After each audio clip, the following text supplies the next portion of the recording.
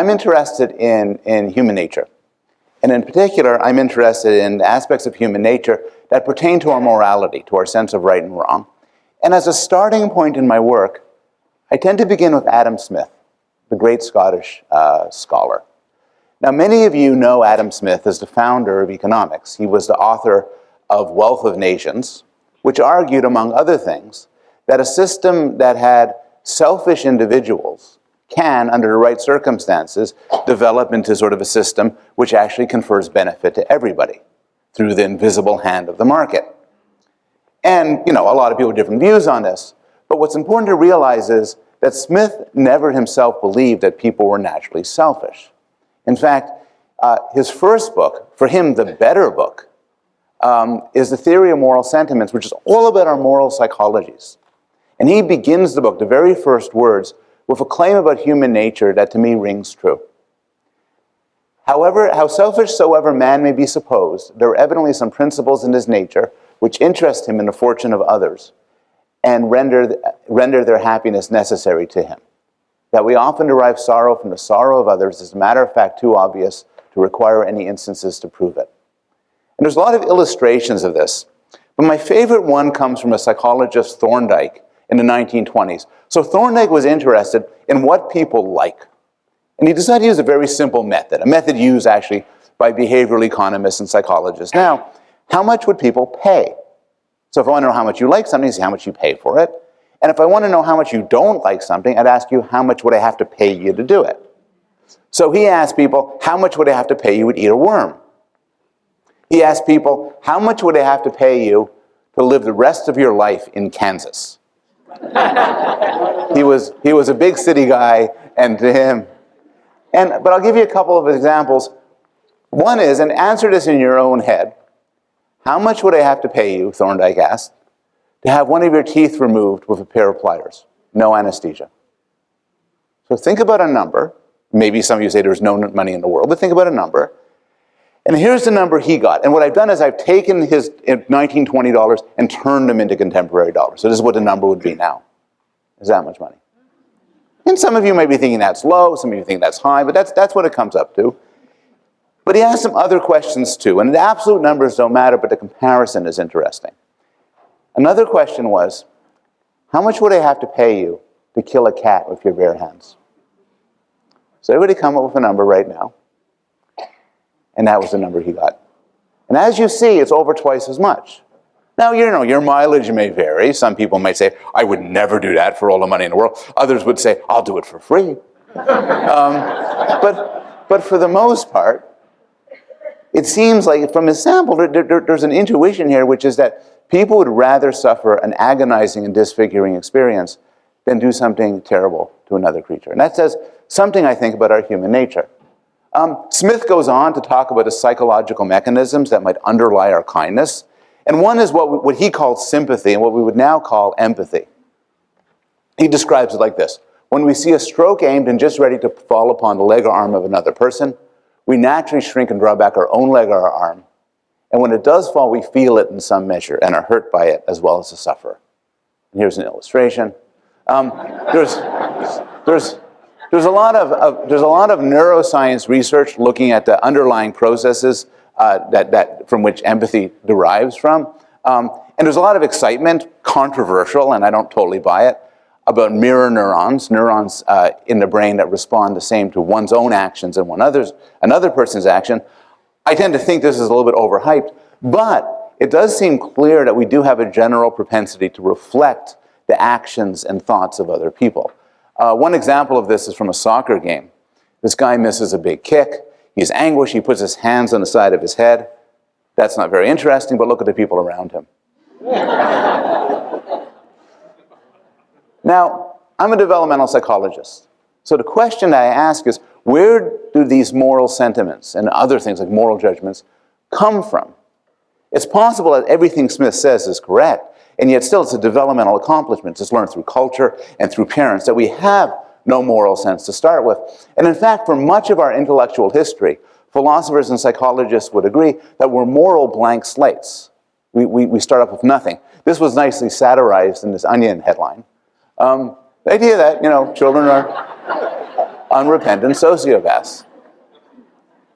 I want to try to convince you in the brief time we have together that this is not entirely right. I want to try to convince you that there's a better way to look at it, and this view is actually associated with Adam Smith's contemporary, Thomas Jefferson. So Thomas Jefferson wrote in a letter to a friend, "The moral sense or conscience is as much a part of man as his leg or arm. It is given to all human beings in a stronger or weaker degree, as force of members is given them in a greater or lesser degree." And Jefferson never studied kids, but there's a lot of evidence that he's right. So for instance, children will often show compassion, often anguish, when faced with the distress of another. As soon as they're old enough to move around, they'll do things like share, or hand over a toy to somebody who is depressed, or soothe by patting. Later on, they seem to be able to they didn't be motivated to initiate helping towards individuals, even if they're not prompted.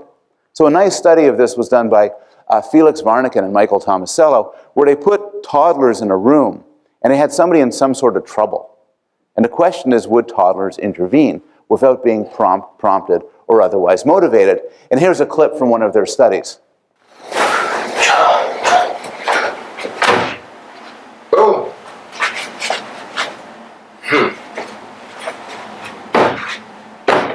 Oh.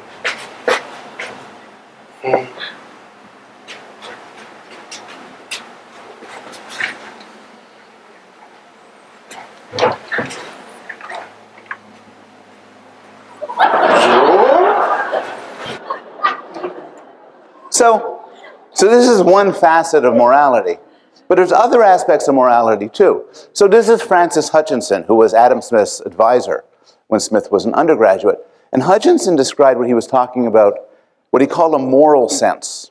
And a moral sense for Hutchinson is not a motivation to do good or avoid doing evil. Rather, it's an ability to discern right from wrong.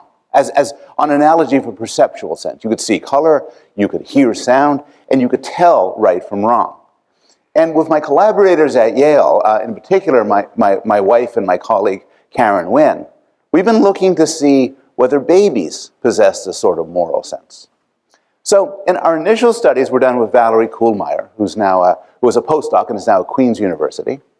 And Valerie was interested in, not in moral judgment, but in kids' ability to predict meaningful social behavior. And the question that she was interested in asking was, if you see one individual help another, do you expect that individual who was helped to approach the one that helped it? But if you see one individual hinder another, do you expect it to avoid the hinderer? So to test this, we showed babies animated movies. And I'll show you the sort of movies that our babies were shown. You could imagine yourself as a subject in one of our studies.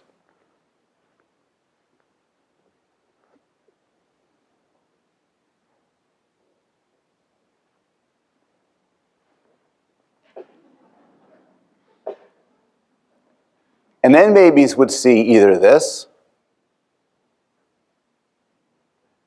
or this. And what we found was for both 9-month-olds and 12-month-olds, they would look longer, indicating surprise when the character approached that which hindered it as opposed to that helped it. Interestingly, if you take away the faces from these characters, the effect goes away. Which is interesting because it suggests that it really is a social interpretation. And that if you don't see it socially anymore, you don't get that sort of effect. So we pursued this in a line of experiments we found very exciting. And then Kylie Hamlin, who was just a brand new graduate student, came and joined Karen's lab and says, you know, those are all fine studies, but there's a much simpler question you should be asking that's a lot more interesting. She points out that when you look at it as adults, the one who helps is a good guy, like a mensch. And the one who pushes down, kind of a jerk. Do babies feel the same way? Now to test this, we have to change our design. We have to move away from animated figures towards real figures, and move away from looking time, which is a good measure of surprise, to reaching, which is a good measure of preference. So I'll show you one of a clip from one of the first studies that we did.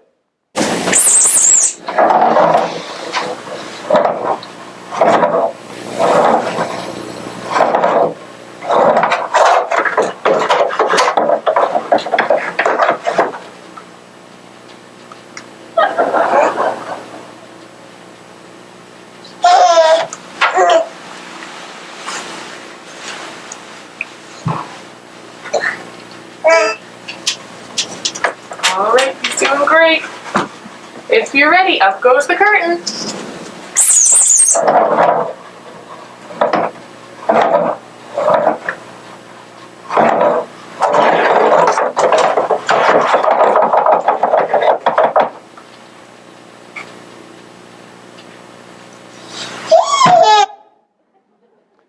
Now, just some experimental minutia.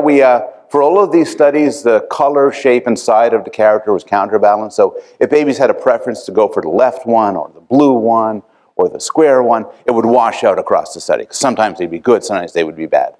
The person offering the baby the choice herself doesn't know who the good guy and bad guy were, so she can't unconsciously cue the baby.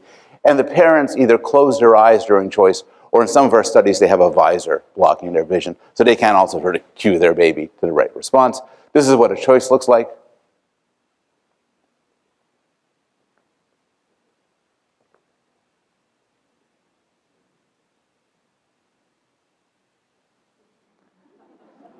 And these are results from our initial findings. Overwhelmingly, both 10-month-olds and 6-month-olds chose the good guy over the bad guy.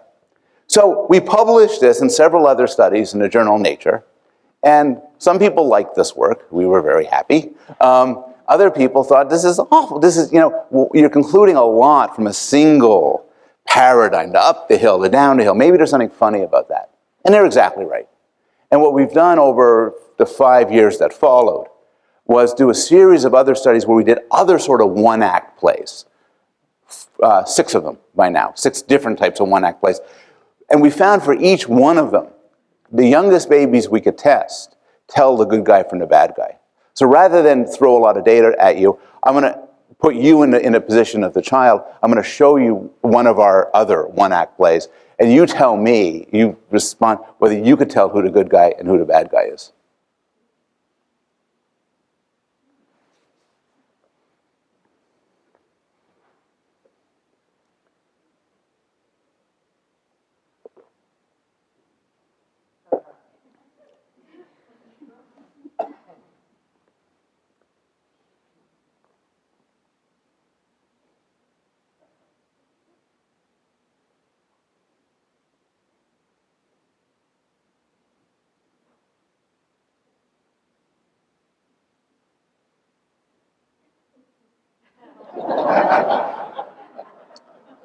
And I promised you I wasn't going to show you data, but I will show you just an adorable choice trial.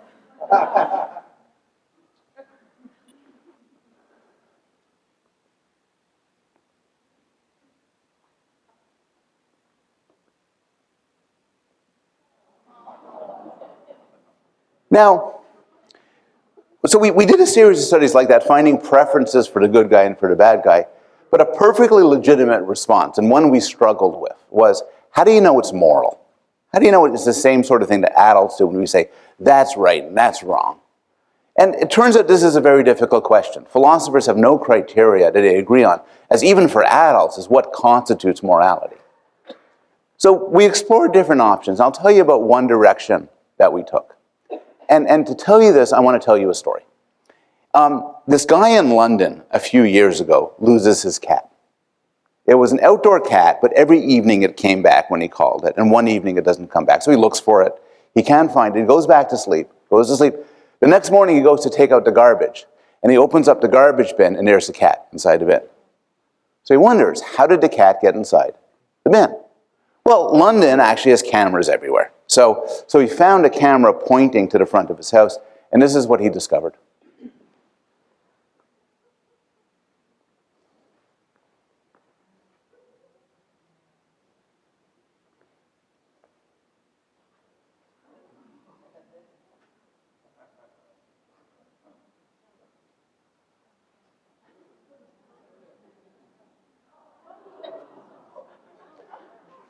So he puts the video on Facebook and says, can anybody identify this woman? And sooner or later somebody does. And then a journalist actually come knocking at her door and asked her, why did you throw the cat in the bin? And her responses were not helpful. She says, it was a split second of madness. I thought it would be funny, and it's just a cat. But what's interesting from a sort of the point of view of moral psychology is, it's clear why the man would be upset. It's clear why the cat would be upset. But everybody was angry at the woman. It was put in the newspapers. She ultimately had to be put under police protection because of all the death threats. Her name is Mary Bale, and there was a Facebook page called Death to Mary Bale. And so there's a lot to be said about that. But it does seem interesting that one aspect of our psychology of good and evil is if we see something as evil, it's not just that we want to avoid it, we often want it to be punished. If we see them good, we want to be rewarded.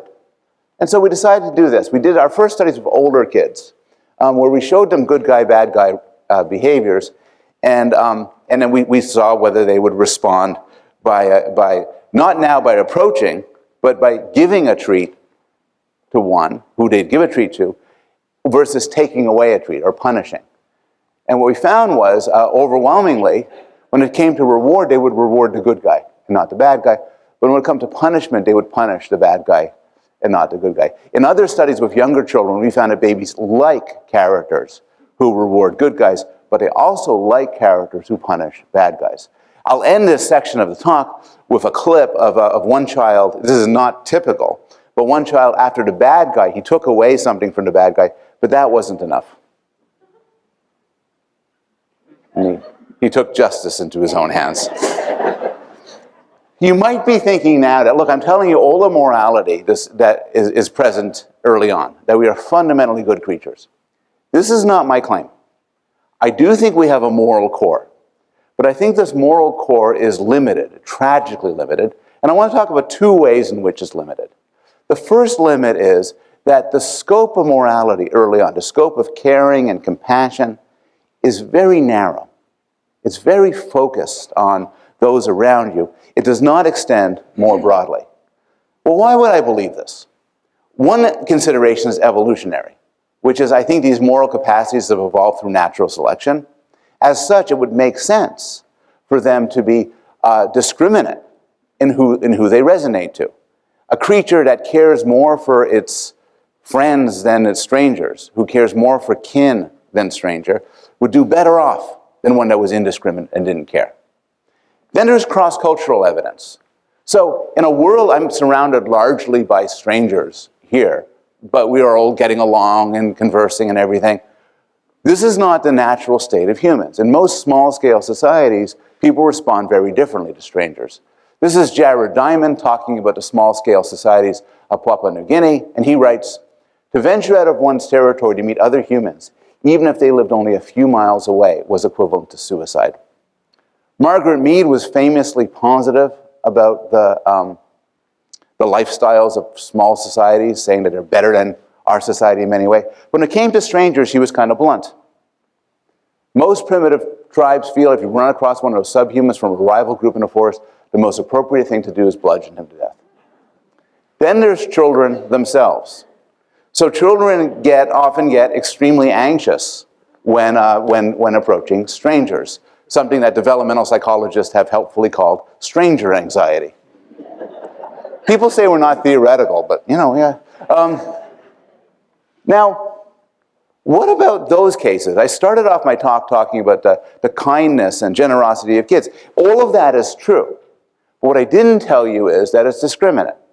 Children will soothe and share and help, but they will do so far more to siblings and people they know than to strangers. Or take the Varnick and Tomasello study. It's a great study, but researchers in Stanford recently observed that these were not strangers. In fact, prior to this whole event, the adult and the child had played together in a reciprocal game. They did an experiment where they replicated their finding, but then they had a condition where they didn't play together. Helping dropped by way over half. And even then, they had some interaction. My bet is if they had no interaction at all, you'd find no helping at all. So this is the first limitation children have, a certain narrowness of the moral sense. And it's the first case where culture and parenting and society has to step in and expand things. The second limitation concerns a notion of equity and fairness. Mature humans, at least in our society, have a notion of things should be distributed equally, things should be fair, we should approach certain problems from a neutral perspective.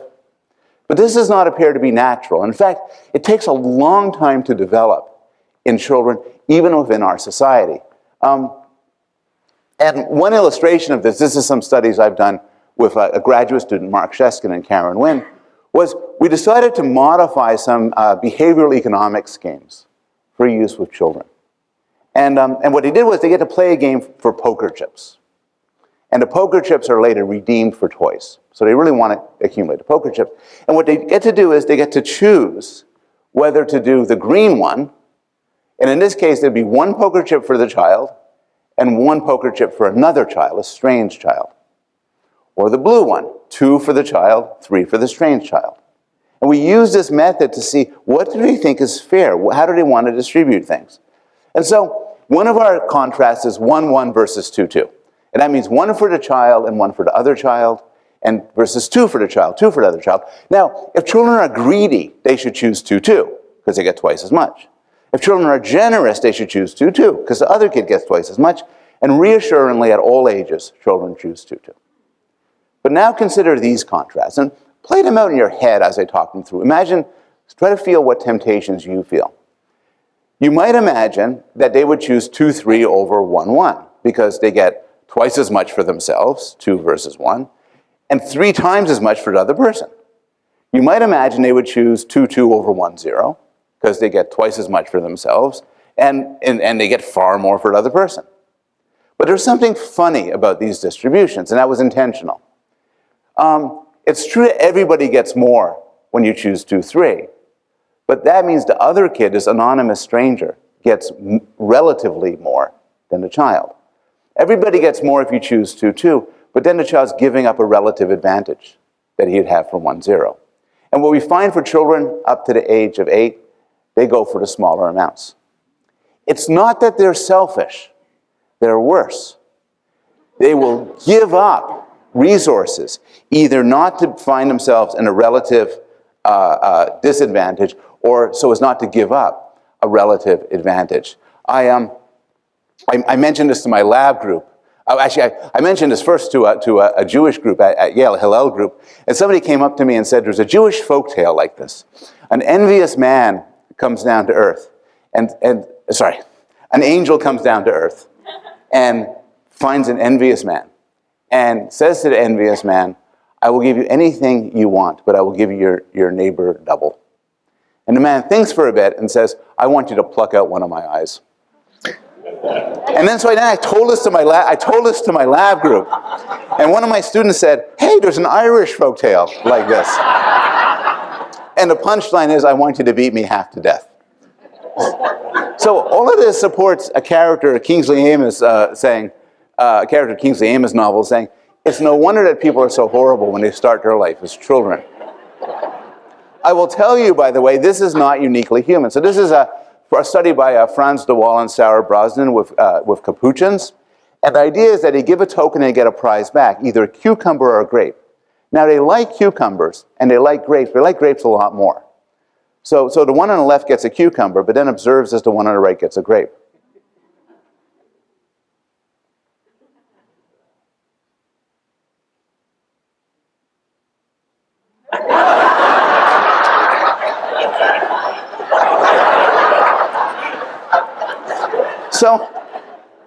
So we have an innate morality, I would argue, but one that is fundamentally limited.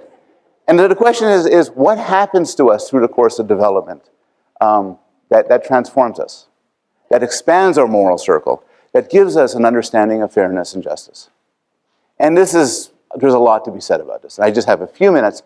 What I just want to do is we mention 2 processes that are at work. One process is an expansion of our emotions. The normal, natural scope of emotions like compassion and caring and guilt and shame are those in our immediate vicinity. But we can, in all different ways, expand them, even to strangers.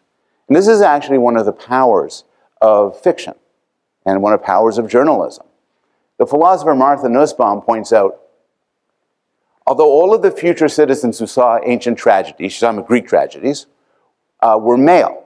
They were asked to have empathy to suffering of many whose lot could never be theirs, such as Trojans and Persians and Africans, such as wives and daughters and mothers.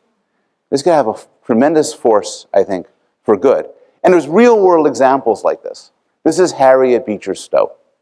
The story, which is perhaps apocryphal, is that Abraham Lincoln invited her to the White House in the middle of the Civil War, and upon seeing her said, "So you're the little lady who started this great big war." And he was talking about Uncle Tom's Cabin. Uncle Tom's Cabin is not a great work of literature. It's certainly not a great work of philosophy or theology or law. But what it does is it got its readers, first readers in the North, then in the South, to imaginatively engage in what it must be like to be a slave, triggering the same sort of moral feelings that have been calibrated for those close to you and extending them more broadly. And I think this is a huge force for moral change. But a second force for moral change is not the heart, but the head. And here, and I want to end this talk with more Adam Smith. So Adam Smith's talking about the extension of morality to strangers, for when we do good things for people we don't know, when we give up things that would help us for the good of others. And he says, why? And he says, it's not the soft power of humanity. It's not that feeble spark of benevolence which nature has lifted up in the human heart. It is reason, principle, conscience that calls to us with a voice capable of astonishing the most presumptuous of our passions, that we are but one of the multitude, in no respect better than any other in it. And this is often described as a principle of impartiality.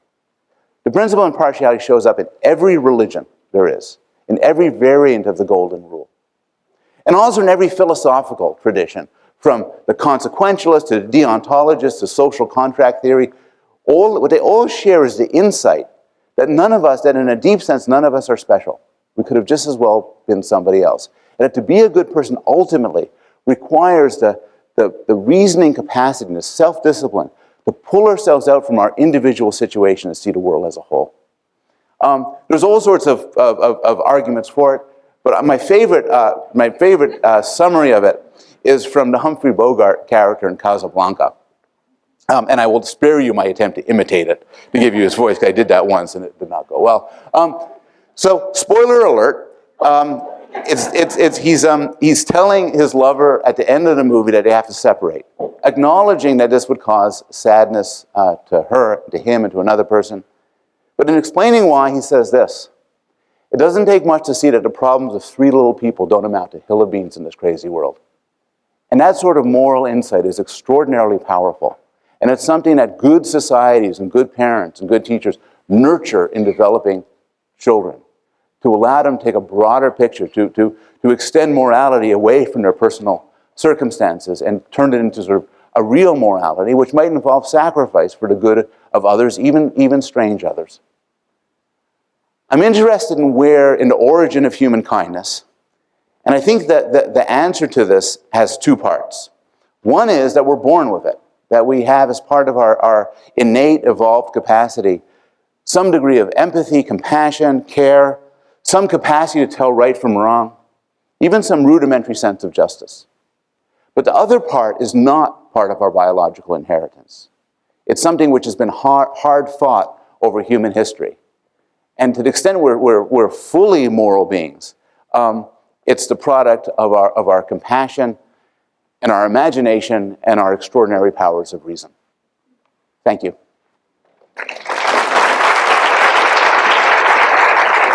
Thank you very, very much for that wonderful talk. It's my job I'm Mildred Solomon. Dr. Young introduced me. I'm the president of the Hastings Center, and I'm really delighted to be here. My main job this evening is going to be to moderate a discussion. We're going to be asking Professor Bloom and Professor McEwen to join me up here in a few minutes. But I've also been asked to say a little bit about the professional world of bioethics, the roles that a place like the Hastings Center, which is a freestanding research institute, how we approach the kinds of moral questions that you've just sort of left with us. So I'm going to spend a few minutes on that, and then we're going to move to questions.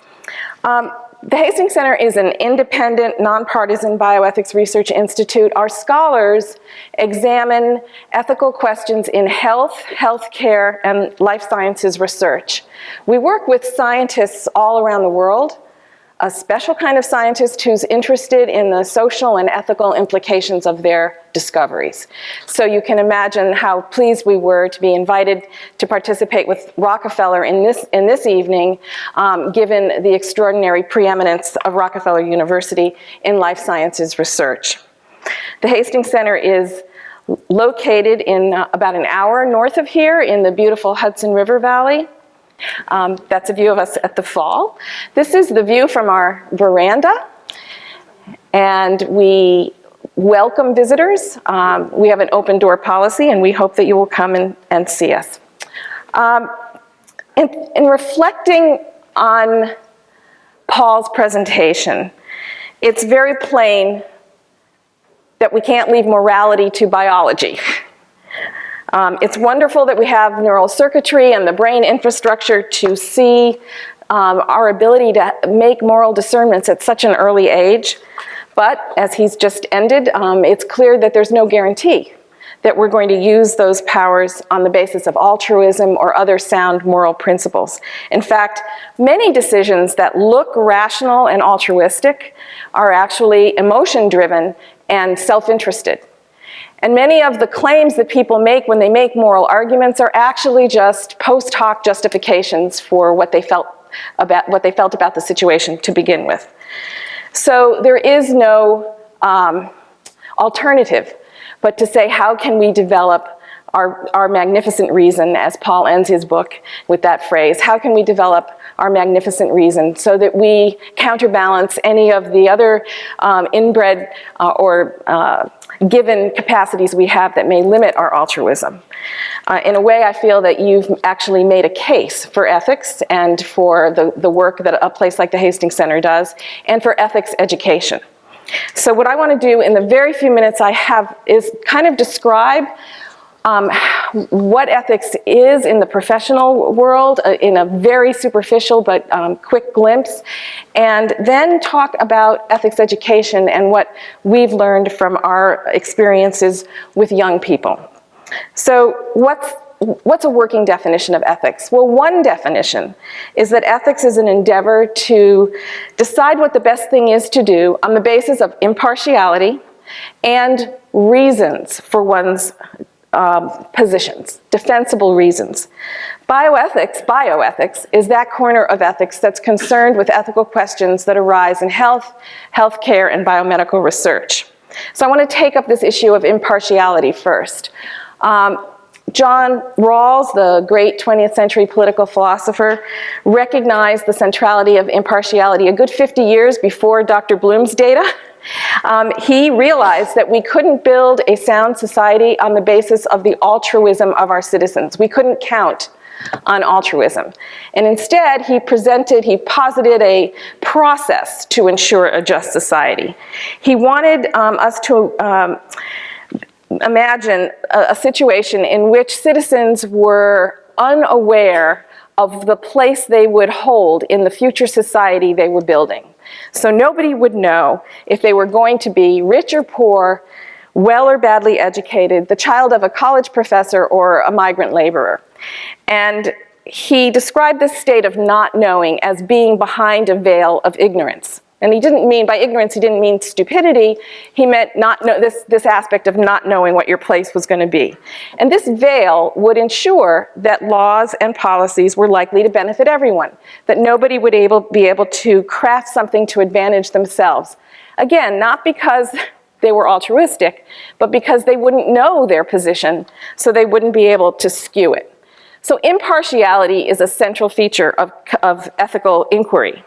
Now, to the second part. In my working definition, I talked about ethical impartiality and then the provision of defensible reasons. So in the kind of work that we do, we want to go beyond belief to the establishment of critical thinking about reasons for one's beliefs. In bioethics, we often invoke a number of ethical considerations that can count as reasons or help us develop our arguments. Is our proposal fair? Does it respect persons? Have we considered all the relevant stakeholders? Do we care about the downstream consequences for others? Have we demonstrated stewardship?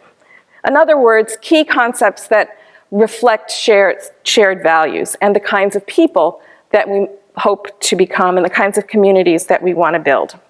Some bioethics issues are settled or decided upon at the individual or family level. So imagine, for example, that there's a reliable test for Alzheimer's that could predict your likelihood of getting Alzheimer's. Would you, if you were, let's say, in your 30s, how many of you would want to take that test? So you'll see there's great diversity in this room.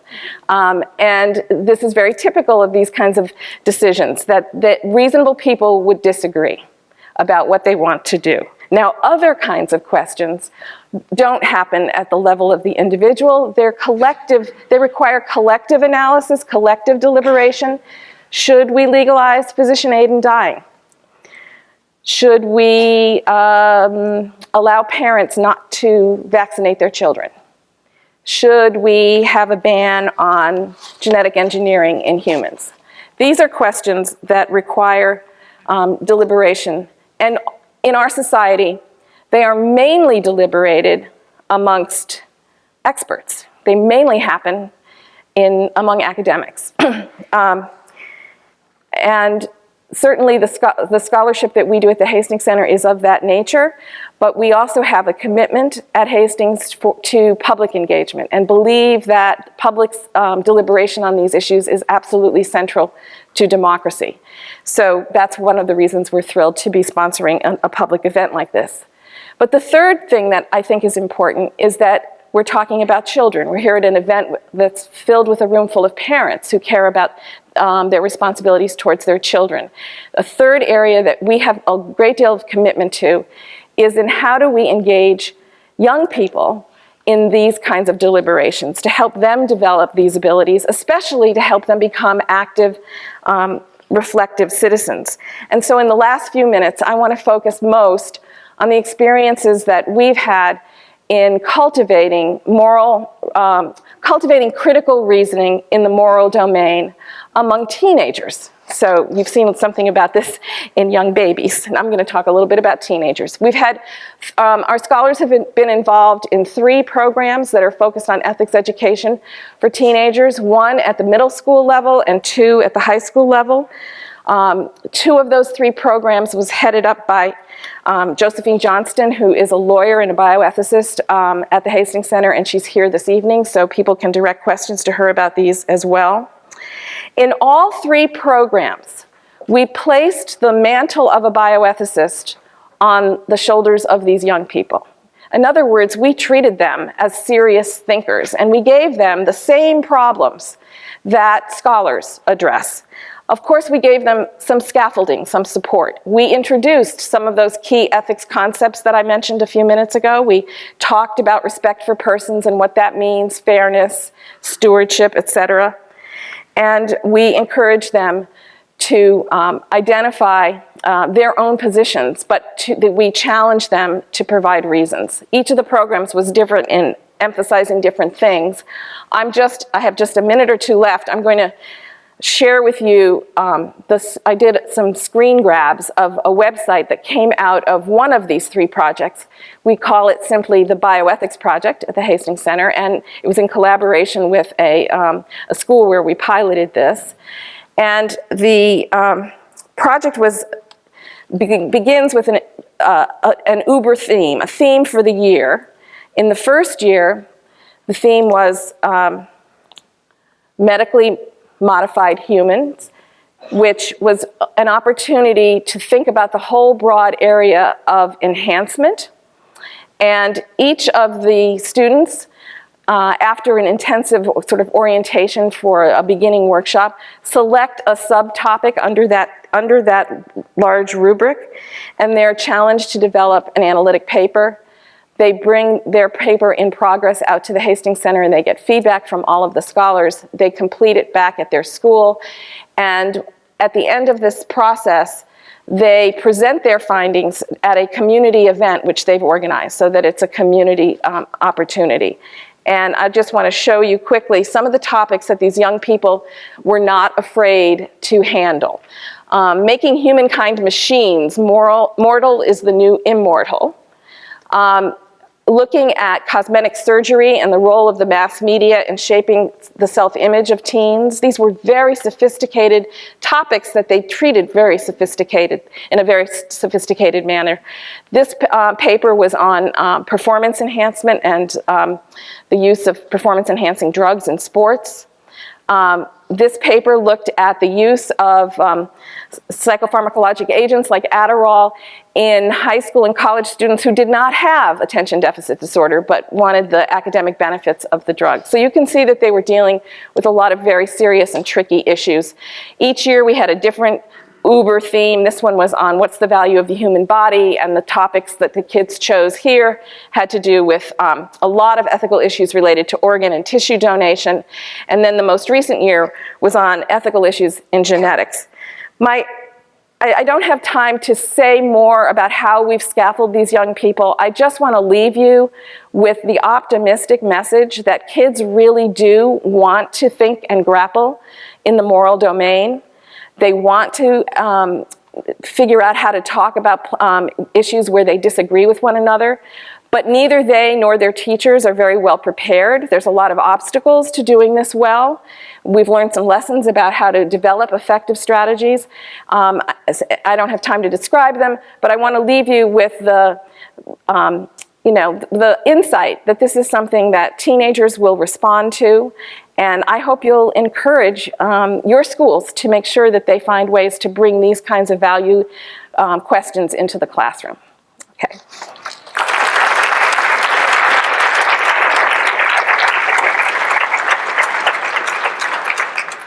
Okay, so now it's my pleasure to ask Bruce McEwen, who Dr. Young introduced at the start, to join us here, and Paul, let's join him.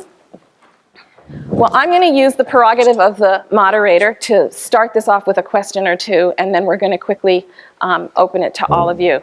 So my question is actually directed to Bruce to bring you into the conversation. I think it's fair to say that both Paul and I were talking about the normal development of healthy children in normal environments. You're very well known for the extraordinary work you've done documenting the effect of growing up under adverse circumstances and the effect that stress can have on the developing mind. So here we are talking about the normal kids. Could you say something about what you've learned are the stressors for children from your research? Well, let me start off by saying that there is a biological substrate for what we were talking about. I mean, the whole brain, but thinking of the story of a man called Phineas Gage, who was a railway worker, a highly moral individual, and an explosion took a pike up through his frontal lobes, and he became a very amoral. Now, that's a pretty drastic change, but we do know that this area of the frontal lobes, the prefrontal cortex, develops after birth as children grow up. It is strongly influenced by circumstances, experiences, positive and negative. Chaos in the home, abuse and neglect can impair the development, and its function is what we call self-regulatory behaviors. It's also part of, capable of learning, as is the whole brain, but it's part of a system which helps to keep things under control. And of course, in Phineas Gage, it was severely disabled, but in individuals who have had early life abuse, and of course there are probably also, in some cases, some genetic contributions which make individuals more or less vulnerable to these early life experiences. But the fact is that there's a substrate there, and yet biology is not destiny in the sense that the brain is capable of learning, and plasticity of the brain is very important. It's possible to stimulate the growth of these parts of the brain, or at least we would like to believe that this is possible. And at the same time, developmental effects, abuse and neglect, impair this development to the point that one has to devise, and we have not yet devised strategies that can overcome these things. The best solution, of course, is prevention, and education, as well as the early life environment and the family environment, is critical to allow these brain areas to develop and allow them to respond in the ways that you were talking about.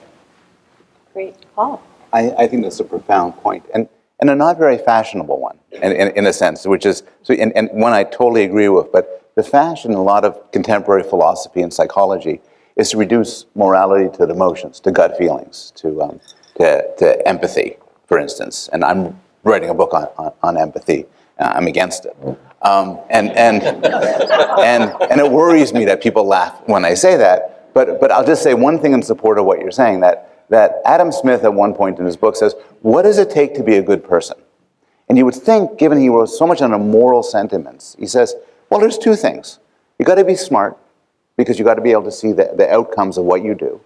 And you have to have self-command, which is what we now call self-control, which is exactly what you're talking about, the occupation of rationality in the frontal lobes. And subsequent research has found, for instance, that if you look at psychopaths, what predicts how bad psychopaths are is not how empathic they are their emotions. That has virtually zero predictive power. It's issues like self-control. Yeah. And the rationality, I think, plays, it's something the ancients knew, and I think we forgot the importance of rationality. It's fashionable to feel that there are no moral arguments, it's all emotion. Yeah. That's one corner of fashion. And another sort of cultural trope that makes it hard as we're teaching these young people around ethics, one of the first barriers we encounter is a kind of American belief that you have the right to your idea, I have the right to my idea. So what is there to talk about? What do you mean we're going to have a conversation and develop an argument or a moral claim that has more weight than some other moral claim? So extreme relativism of that kind is a big challenge for teachers who want to work in this area, and we've developed a number of strategies to help teachers respond when they hear that kind of extreme relativist resistance. And of course, the other side of that is absolutism, where as we see more and more fundamentalism in the world, the notion that there should be exceptionless rules that govern our behavior is the other side of a problem, of a barrier that we see in trying to open kids' minds to this kind of thinking. Shall we open the conversation to the room? I think this would be a good point. Riveting, thank you. Have you ever worked with twins to see whether two kids, it must be very difficult to do, you separate them at birth and put one in a disadvantaged situation, or that happens sometimes, because what does that show? Is there any evidence on that? Yeah, I'll say, go ahead. But in my own research, I haven't. Our experimental studies tend to actually involve pretty intensive experimental apparatus and so on, so we don't test that many kids. We try to do studies that find sort of strong effects, and actually in none of our research have we ever found any sort of individual differences regarding gender, or whether or not you have a sibling, ethnicity, social class. We seem to be looking at things which are universal. But there's been a lot of work on the behavioral genetics of different traits, looking at twins and so on, looking at morally relevant traits like criminality, empathy, intelligence, and so on. And the moral, and people may be, I'm curious what you have to say, but the moral tends to be, well, for everything we look at, there's always a substantial role of genes. Two twins separated at birth will share a lot more than you'd expect at chance. It's very few traits that don't show this. Even saying how religious you are shows strong heritability. But on the other hand, it is very, very rare for the heritability to go much past 50%, which means there's also a powerful role for the environment and a powerful role for all sorts of interventions, if that's the direction people are going. Is that how you? Well, I think getting back to this whole idea, some people still think in, perhaps, I know my brother's a sociologist, and he knows that in sociology there's a lot of thinking that biology is destiny. And so genes are destiny, but there's a new term that is used called epigenetics, which means things that regulate the expression. In fact, David Alice will be talking in the fall, will be talking about that. And my own heritage as a student here many years ago with the late Alfred Mirsky was he actually gave a talk for our behavioral sciences program in which he says, yes, identical twins are very similar, but they're also quite different. And he wrote a paper for the Ethical Culture Society in which he had an example from someone else of two pair of twins who were separated early in life and had completely different experiences, one very sort of blue collar and the other a chance for education and so on. They had many of the same appearance and personality characteristics, but they turned out to be quite different. And I think that the 50% figure that you quote, I mean, genes are not destiny, but they do influence, and yet we now talk about variants on genes which either facilitate either good things to happen or bad things to happen with early experience, and these are called orchid alleles. And the ones that allow less variance are called dandelions. We're about ready to see dandelions around us because they're tougher and they can survive in many environments. And it's the orchid alleles which are characteristics which allow great things to happen in a very positive, nurturing environment, and not good things to happen in a very adverse environment. And yet the dandelion alleles, they never rise as far or is pushed as far down. And that's a concept. It's a lot more complicated than that, but it's a concept that we should think about. These are not necessarily all bad genes either. They are genes that allow different levels of context sensitivity, of sensitivity to the environment. So in this era of what's now referred to as epigenetics, we realize the limit that there are almost lesser limits on plasticity than we had imagined. That's fascinating. Thank you for asking that. Here in the middle, and then we'll go over to the side in a second.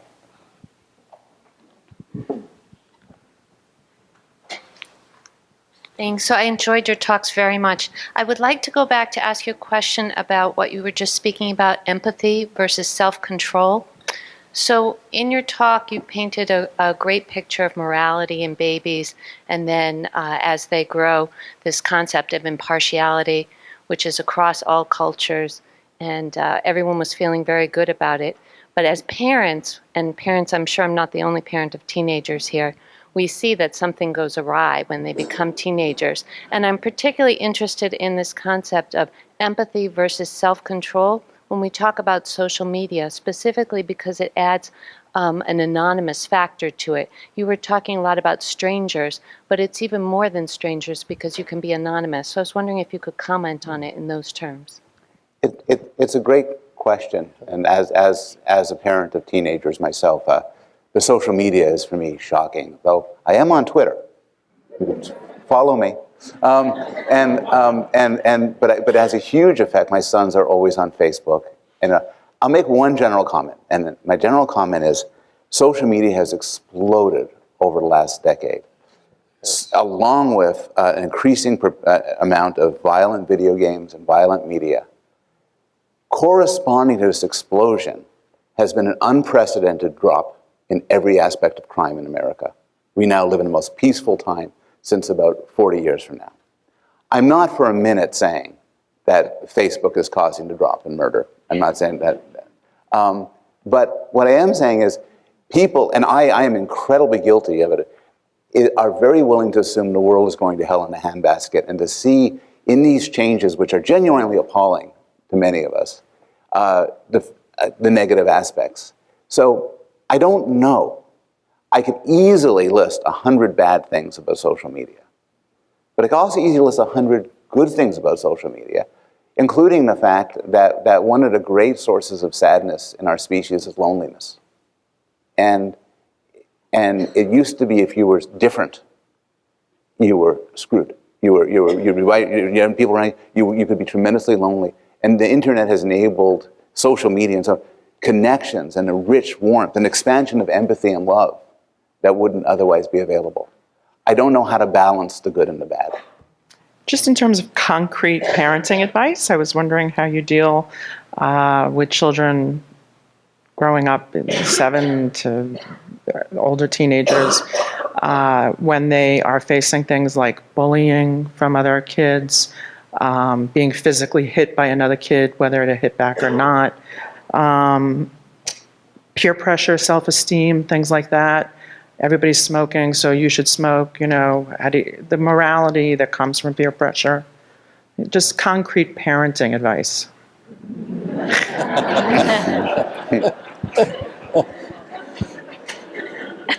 I think that was directed to you. If my sons were in the audience, they'd be laughing now that I'm supposed to give concrete parenting advice. Those are really hard problems. I have my own intuitions as sort of a citizen and as a parent and as a father, but they're really hard problems, and I think it's important for people who do what I do for a living to be honest and say, we don't know. We actually, I think psychologists are much too eager to give advice about things, to pretend that we know things about how kids should deal with bullying and peer pressure and so on, and based on limited laboratory studies and claims about the brains and genes and so on. And I will just be honest and say those are serious, hard problems. And there are people in the world who are very wise and very good at dealing with social parents. And those are the people who could often provide help. But I don't think as a psychologist, I don't think my research gives me the right to try to answer that question.